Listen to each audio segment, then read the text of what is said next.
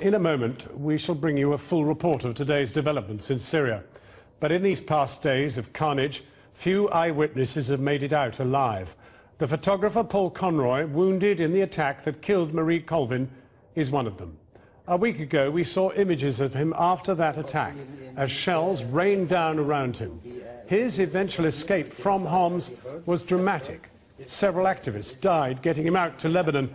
Now he's back in Britain, and tonight I spoke to him as he lay in the safety of his hospital bed. I asked him what he'd left behind.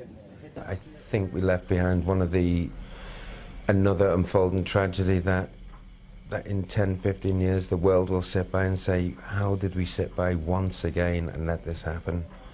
The town is hardly be called a town anymore. This mass destruction, children, women, men huddled together, basically planning their last minutes.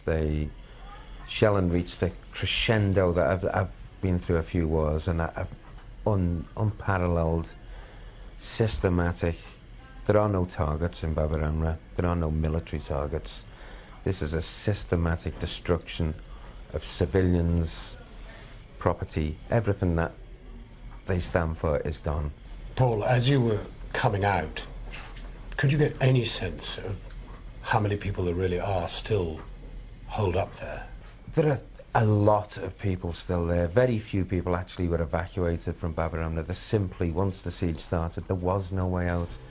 So I don't know if the illusion is that it was evacuated. It wasn't. They were exterminated. They've been systematically... I went into a building after my injury. It was a street. They put us in the safest house they could find. I left that building. The street had effectively gone. It looked like Grozny, like some of the French towns in World War I. There were women, children screaming, panic, and people would come up to me and say, where's our help? And I had no answers. I don't know. I should have an answer. There should be an answer to this in this age, but somebody has to step up to the plate and give these people an answer. Now, a number of people paid very dearly to get you out. How do you feel now? I can only, simple words, express the gratitude that both on behalf of Marie and myself felt to that. Then people laid their lives down for us, and I must honour that level of commitment by doing and saying what I can of what I saw. I salute them, a hero to the last. And Marie herself had to be left behind? Sadly, it was one of the hardest decisions I've ever had to make. But in order for Marie would have wanted the story over anything, and the way I could honour Marie's memory was to come out and tell the story. Dear friend, the world has lost one of its greatest observers, and it'll be a worse place without her. I can justify leaving Marie to tell the story. We'll all miss her. I think we all knew her. The world will miss her. And I hope that we honour their death by doing something. These people, the time for talking is long gone. These people are dying as we talk. The situation with Bab al-Amra was there were cameras there were people committed to getting the story out. Once Bab al-Amra's gone, the communications are gone. We have Hama, Dera.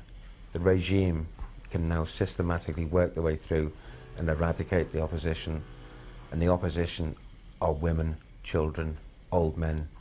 Anybody who stands in the way will be eradicated. It's systematic slaughter. It's not a war. The Free Syrian Army provide bread and meagre defence. This is not a war, this is a massacre. We're watching it, and once again, the world sits by and watches, and I have no answers for them people. Somebody has to break the geopolitical stalemate that is allowing this regime to crush the humanity out of Syria. It's a crime of a scale I've never seen, and it's continuing. Someone's got to do something.